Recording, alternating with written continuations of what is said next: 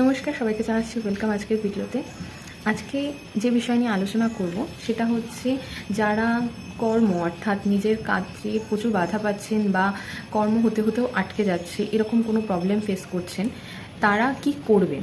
এই দেবীপক্ষের সময় আপনারা কোনো নিডি পার্সনকে, অর্থাৎ যার সত্যি কাজের দরকার অথবা যাকে একটু সেবা করলে ভালো হয়, এরকম কোনো নিডি পার্সনকে কিছু খাবার জিনিস দিন।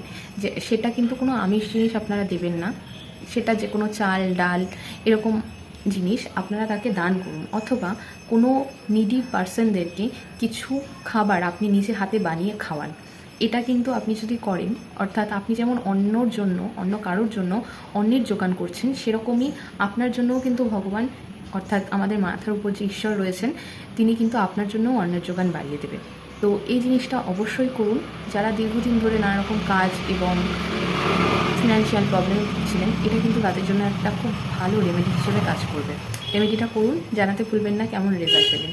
ধন্যবাদ, দেখা হচ্ছে নতুন ভিডিওতে।